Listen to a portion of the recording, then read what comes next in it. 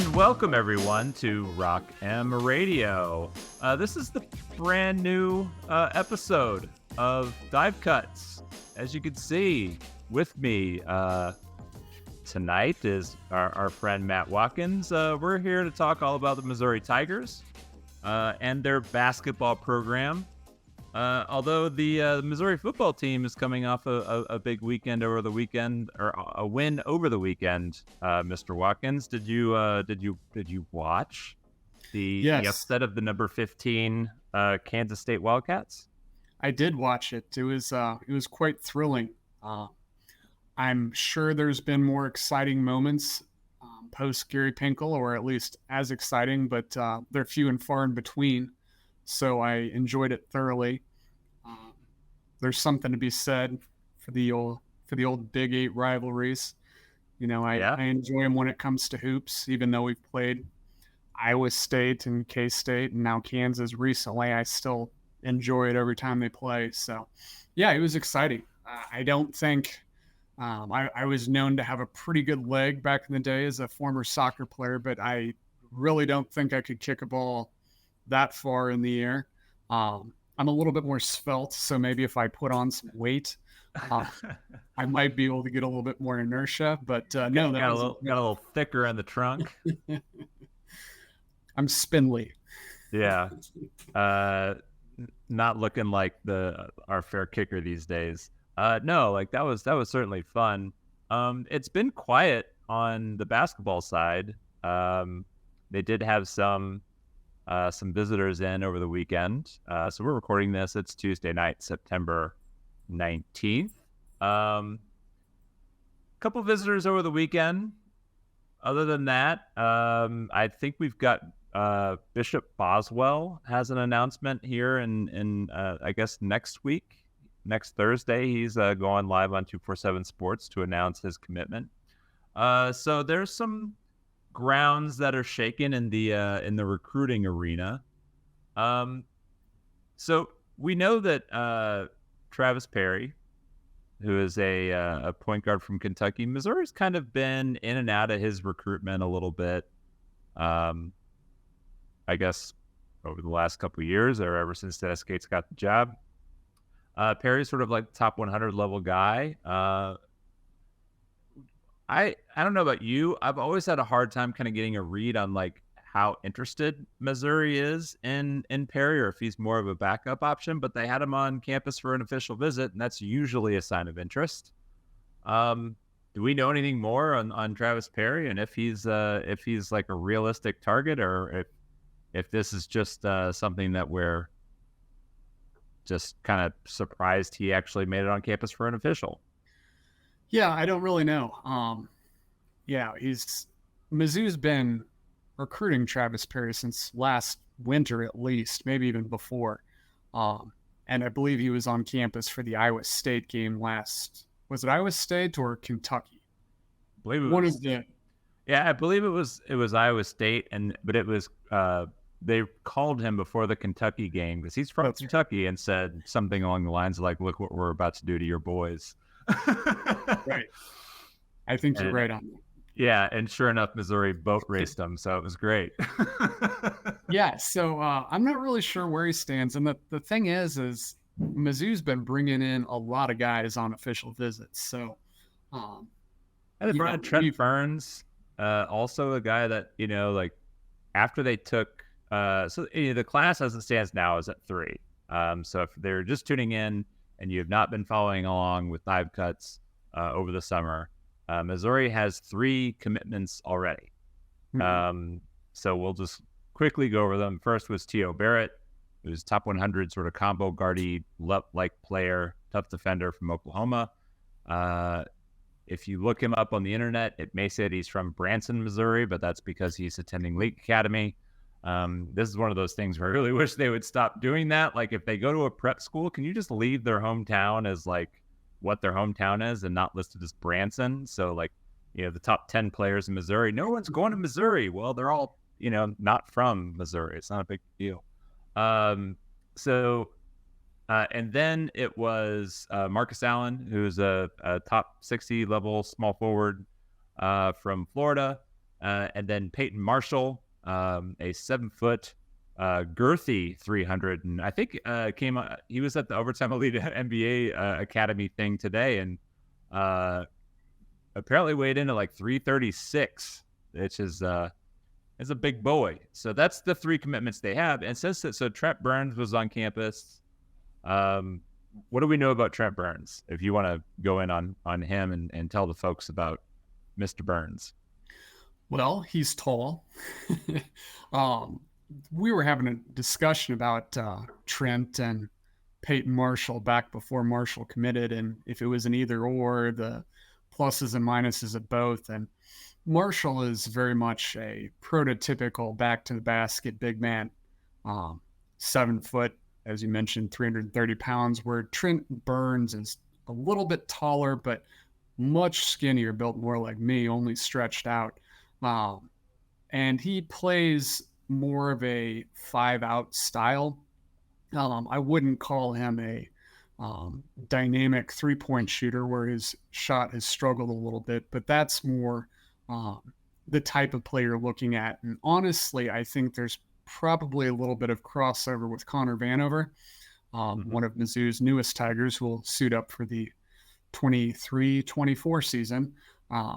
So I think when we see Connor Vanover play, that is more what I would expect out of Trent Burns versus Peyton Marshall, which is kind of the opposite for 2 7-footers. So it is definitely like a thing where, like, I mean, because of the contrasting styles, it wouldn't be unheard of for them to take both.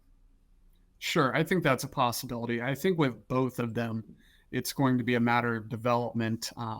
Marshall, you're going to definitely want to work on his physical elements. And with Burns, I think it's more a matter of putting on some weight and also honing in his skills. And, I don't know that either of them are going to be right away first-year big-time contributors, but both of them have skills and prototypes that you look at for guys you could develop in the long term. So, whether Mizzou takes Trent Burns or not, I don't know.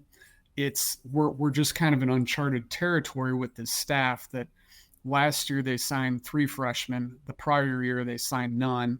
They held on to Aiden Shaw, which, you can count that in either ledger, I guess. But this year they're going after a lot of freshmen. And we just don't know about how many they're going to take, what their strategy is once they get on campus, whether they're recruiting these guys for the portal in the future if they don't sign with Mizzou.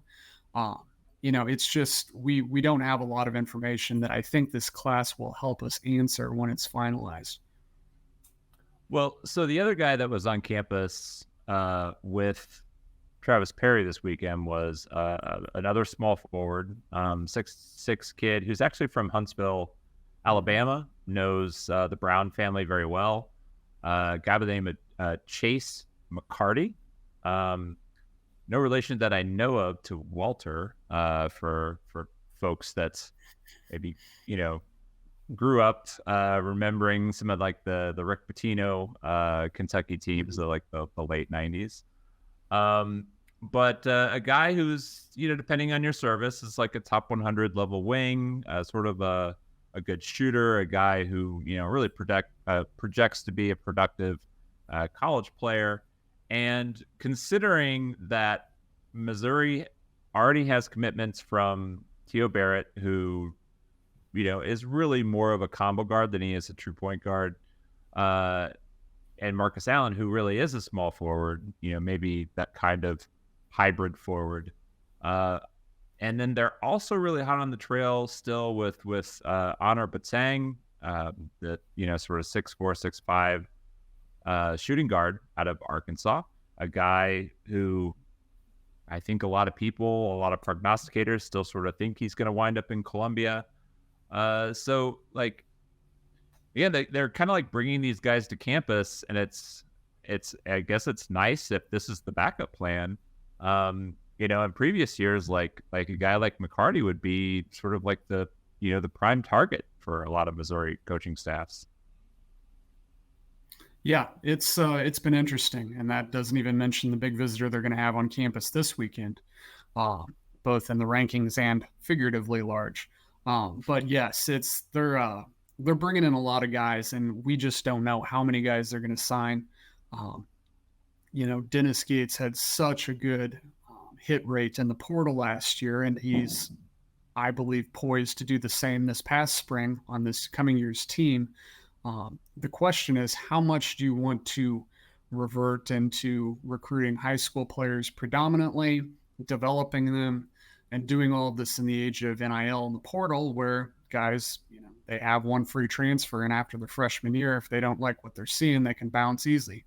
So that's probably the biggest interest, or the most interesting thing to me on the recruiting trail right now, is the juxtaposition of recruiting all of these high school players, but also having such an established and such a successful history recruiting players from the portal that are very, very experienced. We're talking, I think there's 6, maybe 7 players this year on Mizzou's team that are a super senior, the COVID seniors, which means playing in their 5th plus year of college basketball. Right.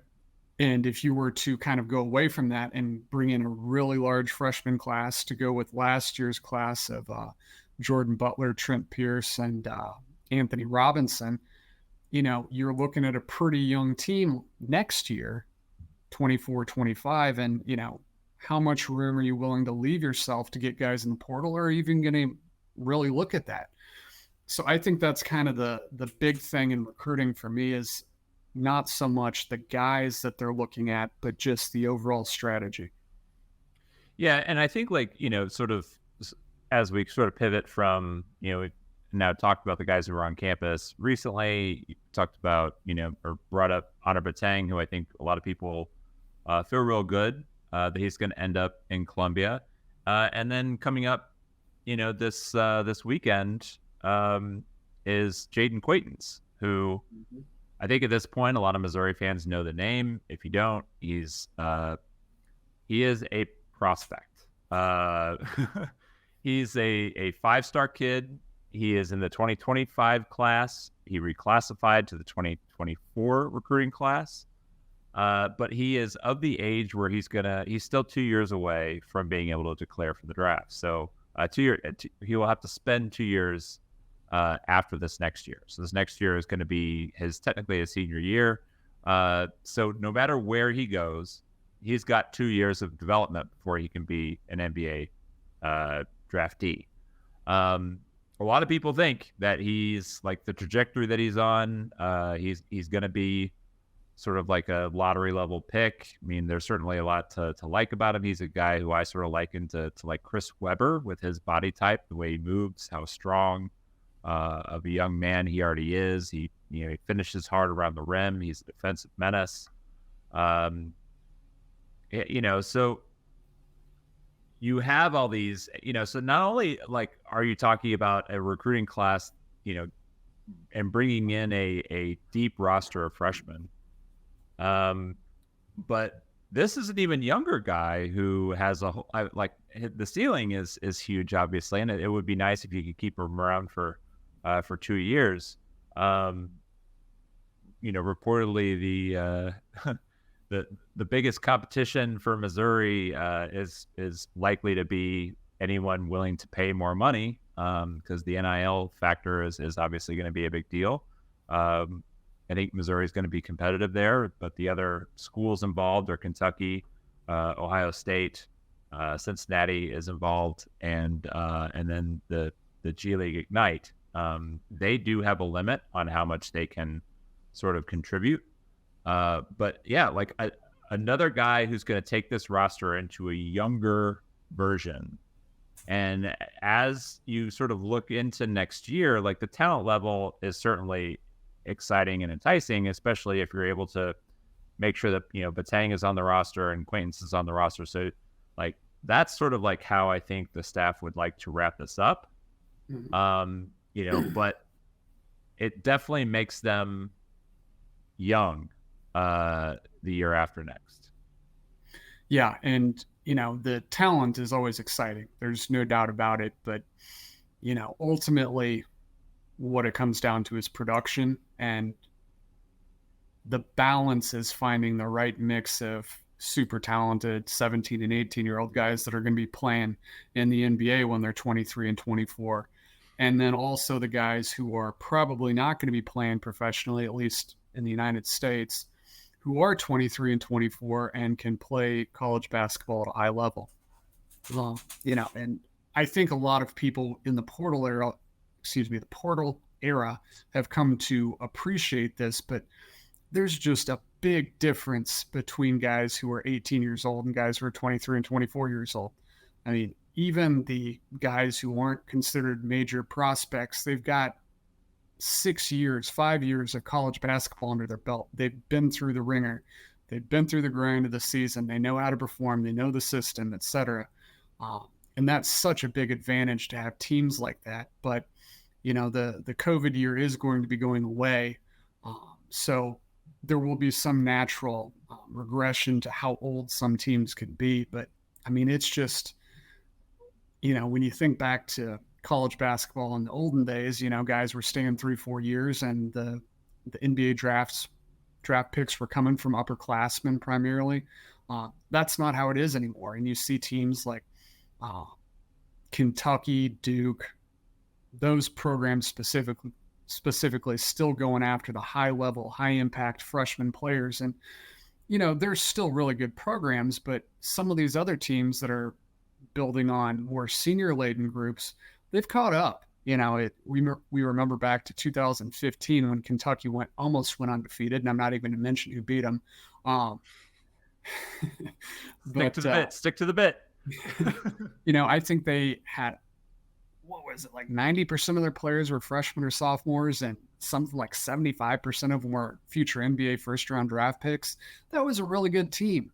You focus on last year, and UConn, who won the tournament in very decisive fashion, I might add, they had a blend. They had some transfers, they had some impact freshmen, they had some experienced veteran players.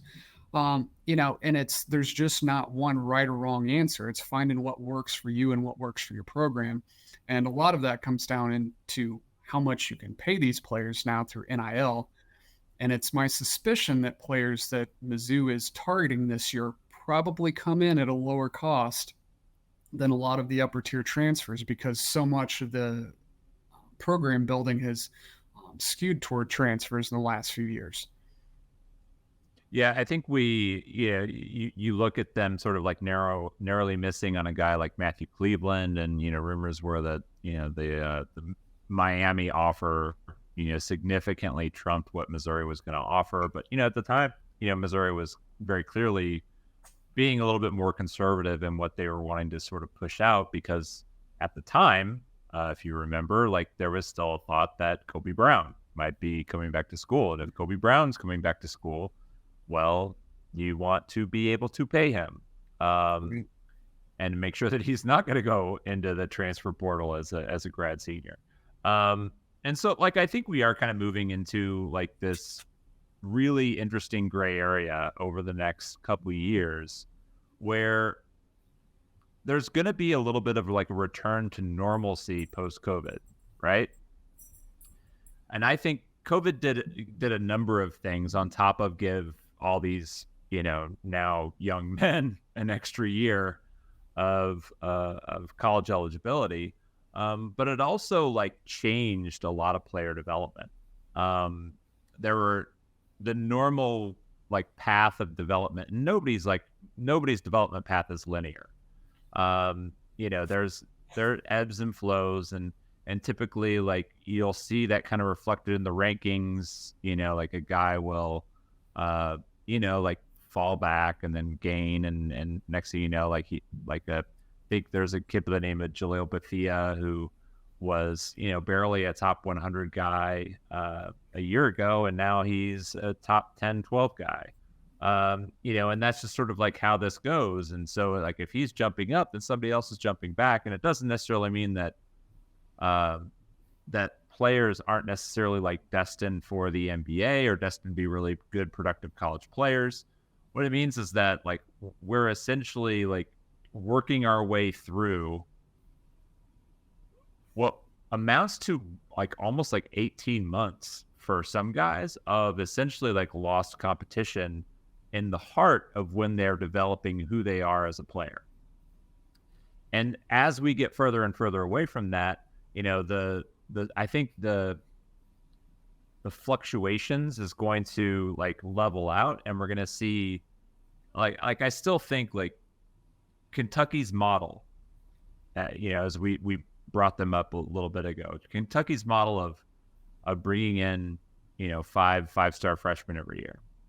I still think that can be a winning model, because Cal's shown in years past that like he can take those guys and he can go compete against high level teams and teams with seniors, and he can beat them. He's won a national championship. He won a national championship with Anthony Davis on the roster. And like it helps to have that kind of generational talent. But it doesn't, like, I don't think it means that you have to move away from getting a younger, maybe more talented roster if you believe in your ability to develop them and make them a cohesive unit by the end of the year.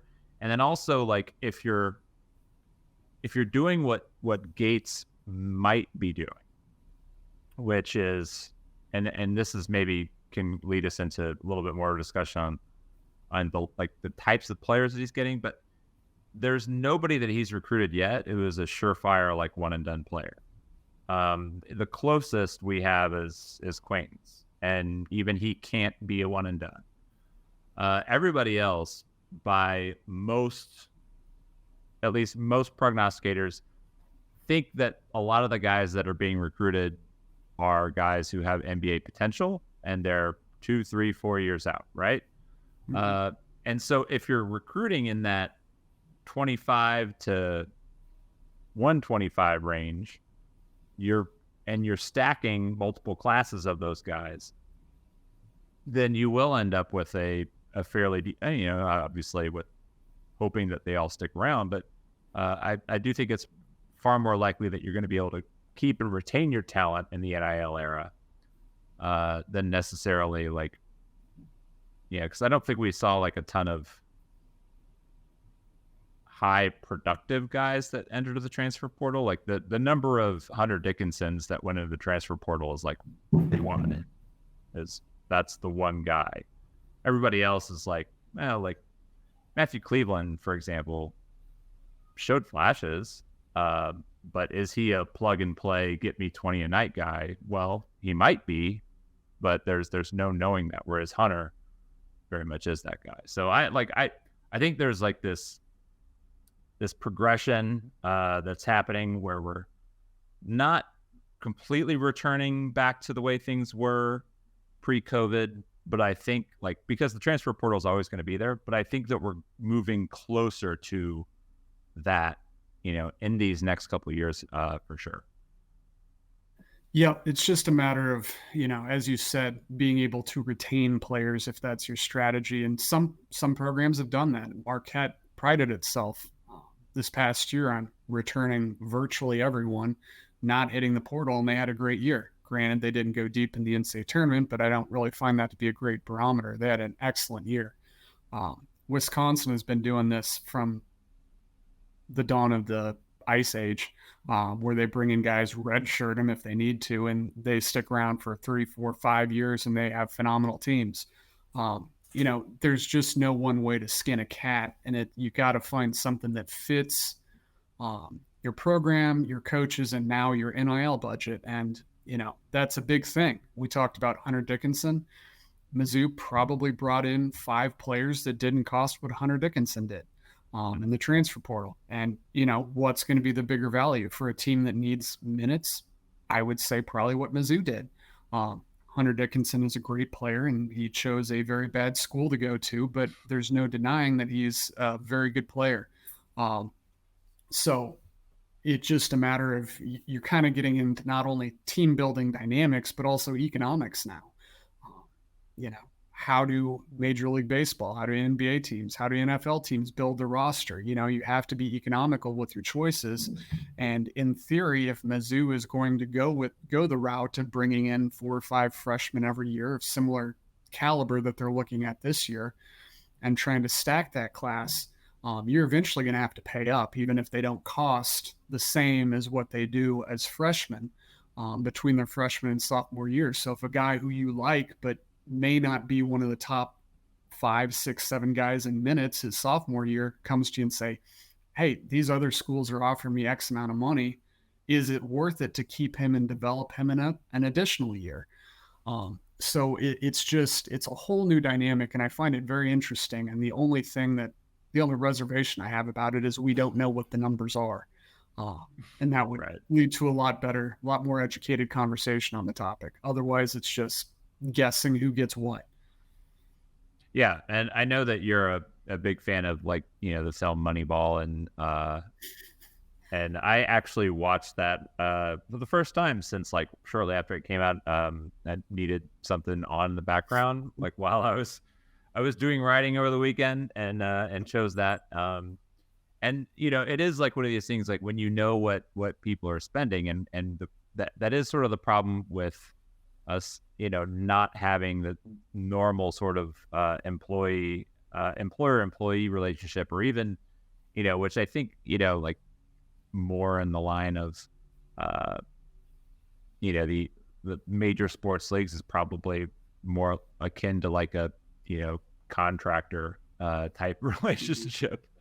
But having unions and having people that are negotiating and having these numbers out in front of everybody, certainly it makes this a little bit more of a guessing game. I think you and I know I have, and many others have tried to sort of figure out what we're talking about with these numbers, and it just seems like the best thing you can come up with is that Missouri is very competitive, whatever that means, So I think it sounds like a Mosaic line. If you, I think it was it Matt Norlander who had the piece with all the quotes from coaches about what they thought guys were getting in the portal. I think it was this summer, and I don't want to attribute it to the wrong person, but it was an interesting piece. I could tell that it could also be manipulated, but it seemed like the general thought was that a Division I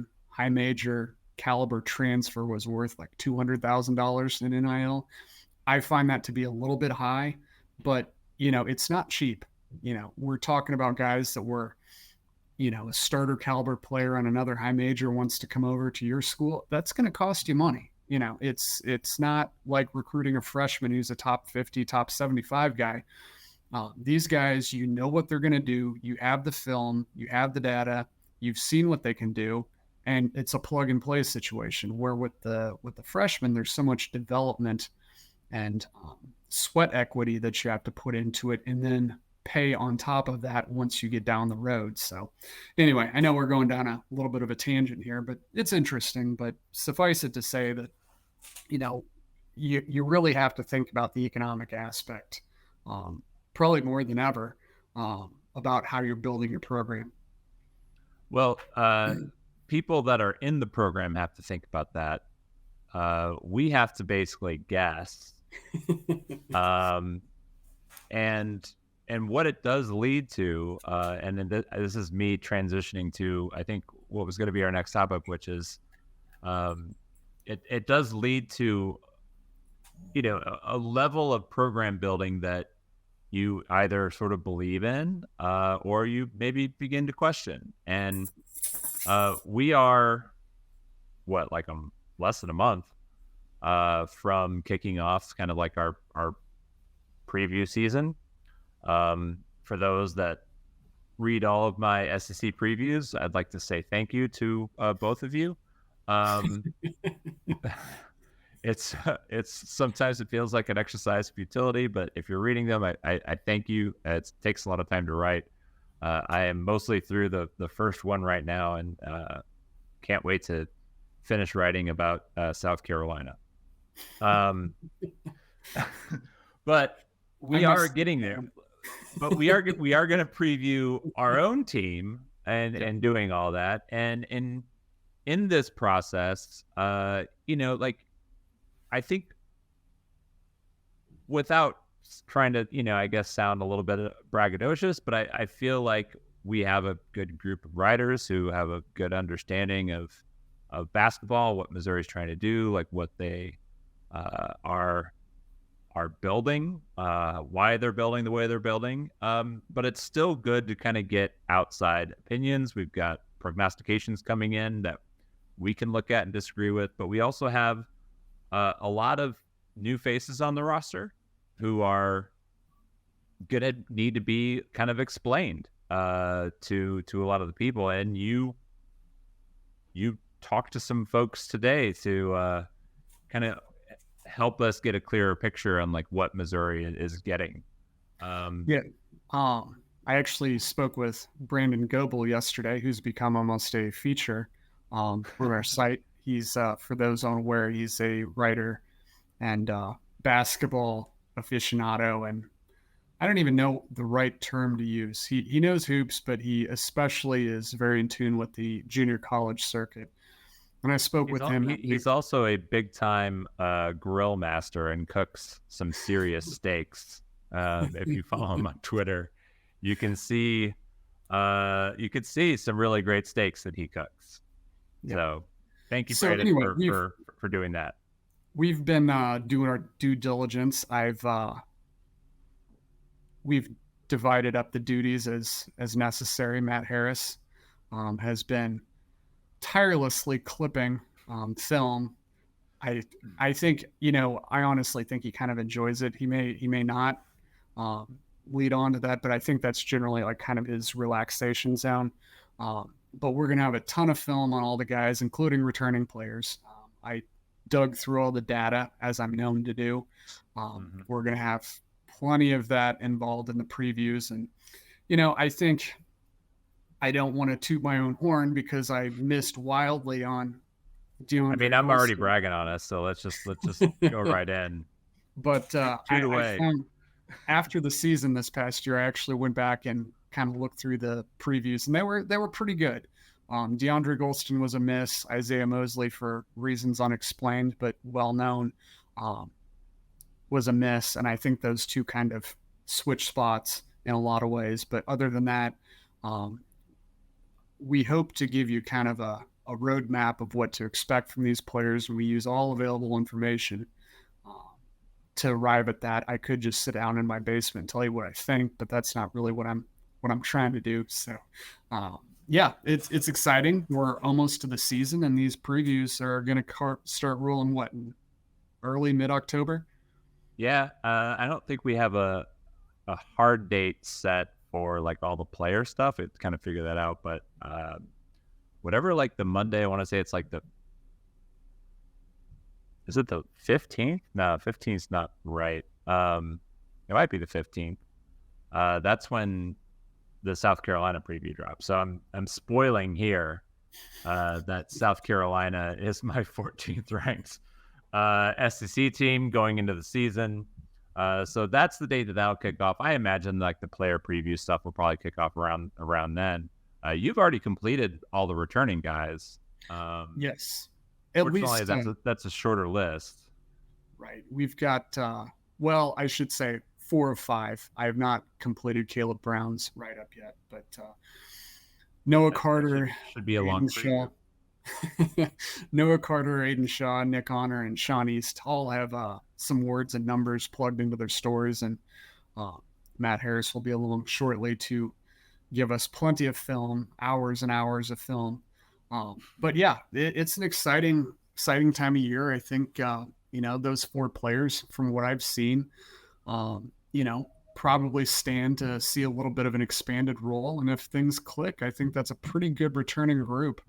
Of all you the are guys, pretty high on Noah specifically, on what he could kind of provide. He's not a perfect comparison to Kobe Brown. Kobe Brown is a first-round draft pick who lit it up in the summer league this year. But Kobe Brown wasn't the Kobe Brown we knew last summer. His shot really came along.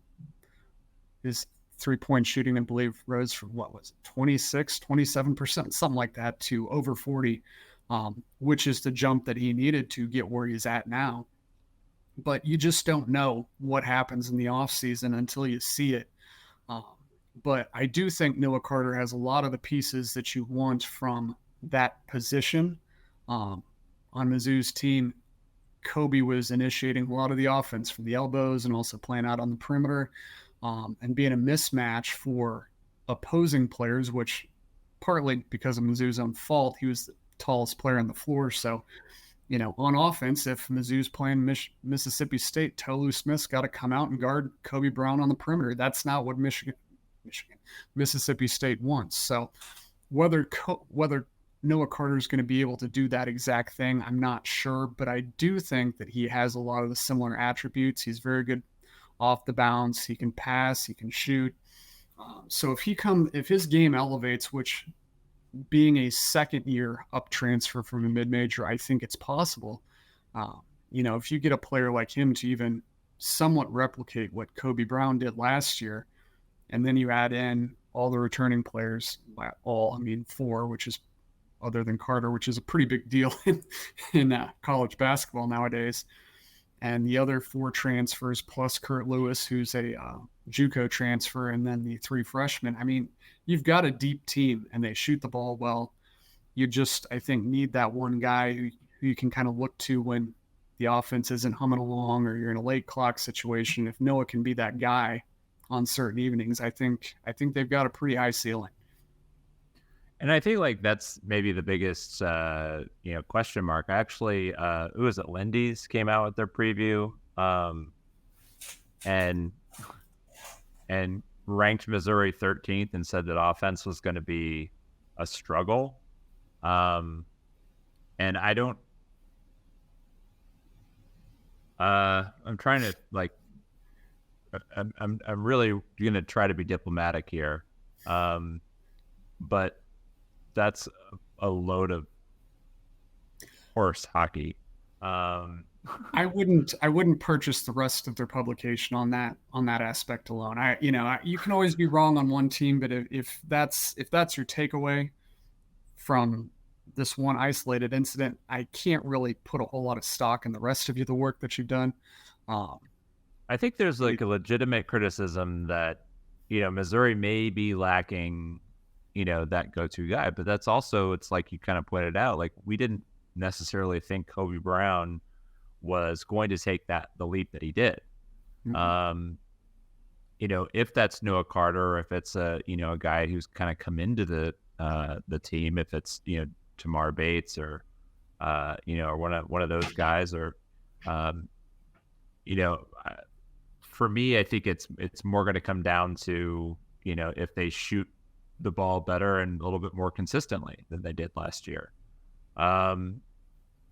Like last year, it was not a deep team. They struggled if they, like the top two guys weren't sort of hitting, and a lot of nights, especially later in the year, they were only getting, about 7 deep, and that's tough to sort of, get in. That's tough to pull off when you're in a league like the SEC. This year, it looks like they're probably going to be able to play consistently 9 or 10 guys. And if they shoot the ball with any consistency, like they're going to score a lot of points. Like I don't think offense on this team is going to be a problem. There are other things you can be concerned about. Scoring the ball, I don't think is going to be the biggest concern. Maybe late possession scoring the ball, but overall offensive efficiency is not something that I'm worried about with this team. I would agree with that. And, I was as big of a Nick Honor fan last offseason as you'd find. There was the debate about who's going to be the starting point guard, even though it really doesn't matter, that designation in the system that we saw last year. Nick Honor eventually won out, and I just felt a little bit more confident in him and what he brought, and he was that and more, versus Sean East, who I saw the skill there, but I wasn't quite sure that he was ready to take on a starting role, or at least starter minute role. And Sean did have a pretty good season last year, but honestly, I think Sean might be the one who we see the biggest jump from last year to this year among the returning players. And I think his comfort in being in a program for a second consecutive year, which is the first time he can say that in his 5 years in college, and he's now been with Kyle Smith-Peters for 3 of those years. I think Mizzou fans are going to be pleased with what they see out of Mr. East this year. And he has the game to be one of those go-to type players because he has everything that you want in a point guard or a ball guard, as I'm referring to him here, a guy using ball screens, isolations, etc. But he just didn't have a consistent jump shot last year, and that was really hurting him.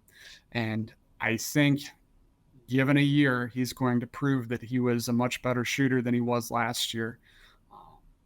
I believe in his first 2 years in college, he was over 30%, which, while not great, is a far cry from the 22% he shot last year. And if he's able to get up into that mid-30s from three-point range and do everything else that he already does, he's going to be a really dangerous player, a guy that you can look to in late clock situations. Yeah, he's certainly crafty with his finishes. The left hand guard thing is something that isn't super common. I think it's still can be challenging to defend that sometimes. So I could see Sean East kind of taking the leap. I know we kind of talked about it privately, but I believe the coaching staff also kind of made some adjustments to his shot like last off season. Mm-hmm. And I think that was also one of the reasons why he struggled so much during the year to shoot, as he was kind of in between like working on this new skill set.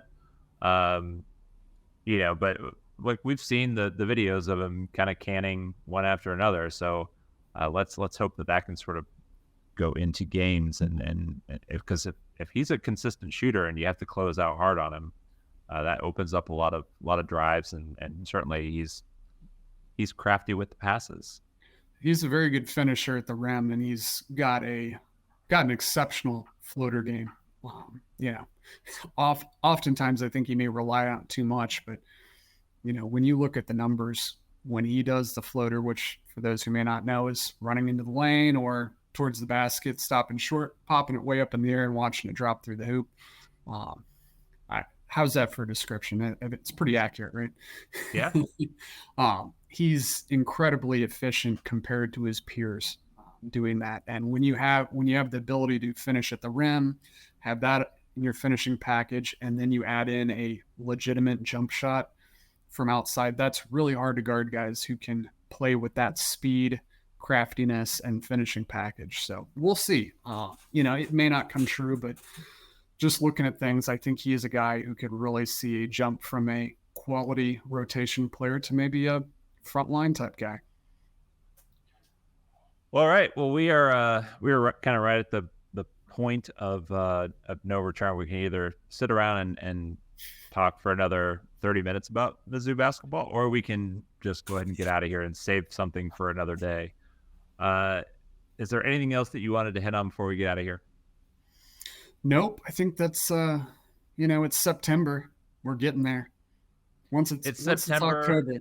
Yeah, like football season is in full swing. We got dome games coming this weekend. The football coverage, I hope everybody's reading it. I'm really happy with what everybody is putting out. The beat guys have been terrific. Both Jaden and Parker kind of rocking things these days. Nate, BK, obviously, if you're subscribed to this channel, then you are getting the Before the Box Score too, and BK, man, is good at his job. He is always hitting the right notes. It's always funny, like when those guys like go in and take the coaching staff to task, but also still be able to do so in a way that lets you fully enjoy their success a week later. Because certainly it was a bumpy couple weeks, and then last week was a lot of fun. So let's have more fun with the football team this year. You can do that by subscribing to this here YouTube channel or through the podcast feed. We're available on Spotify. You can check it out on Apple Podcasts, the Google Play Store. However you listen to podcasts, you can get this podcast and all the others from Rockin' Radio. Watkins, you can follow him on the tweets. I guess they're Zeets. They're just posts now. At Data Mizzou, at least until Elon starts charging everybody, and then I'll probably log off forever. I will add that speaking of Twitter, X, whatever, and the Mizzou football, I will toot my own horn. I did call the win last weekend. Oh yeah, you're a believer. I thought they could win. I just thought they were, and especially like you could kind of see it early in the football game. I thought they were more talented than Kansas State. Kansas State might be better coached, but talent still wins you a lot of games. So for whatever you want to say about Eli Drinkwitz, and I know that there's a lot of people that don't like him.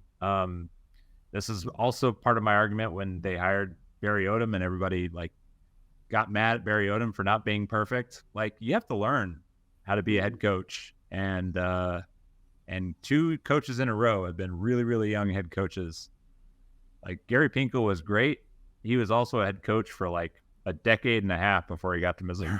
So there was a difference. Top thing to learn this week was don't call timeouts after first downs under 2 minutes. Yeah, his game was not flawless, and don't call timeouts then. Also, maybe maybe get your guys in the right spot so you're not getting a delay game penalty. I don't know. There's a whole lot of things.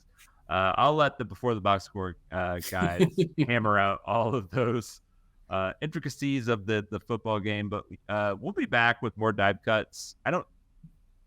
We're still at a point now where we're kind of waiting on news. I know in a couple weeks we've got Boswell committing. If you want me to take a guess on where he goes, I'm just going to say not Mizzou. I think Mizzou is waiting on a certain guard from Arkansas to make his decision, and then go from there with Queens. So we'll see how it goes the rest of the fall. I think October's going to be a busy month. You do? Recruiting, basketball, football, it's going to be a busy month. It's all dropping. Yeah, so we'll see y'all. Catch you on the flip side. Oh, one last thing. If you are in St. Louis or going to St. Louis this weekend and you want the best fried chicken that you've ever had, go to Sunday's Best Fried Chicken. Was in there over the weekend. Full disclosure, John Perkins, the owner, proprietor of the spot, is a friend of mine, and but I say this with as much sincerity as I can muster, and I'm telling you the truth. I think it's the best chicken in St. Louis. It is delicious. Go there, get the fried chicken. It's awesome. Support Sunday Best. If you're going to the Dome, they'll be open and they'll be serving fried chicken. So there you go. We'll be back next week. Thanks, everybody. Thank you, everyone, for tuning into Rock M Radio, a proud partner of Fans First Sports Network. If you enjoyed this episode and would like to see more just like it beamed directly into your personal device, just click the subscribe button below. And you can find this podcast through the Apple Podcast app or for iPhone, or the Google Podcast app for Android, or whatever app you use to listen to your podcast. We are also available on Spotify. Just search for Rock M Radio. And if you like other sports, Fans First Sports Network is a podcast network that has coverage of all other teams, Major League Baseball, MLS, NFL, whatever you want to listen and read about. It is a great network full of really fantastic podcasts. So look them up and subscribe to any and all of those podcasts.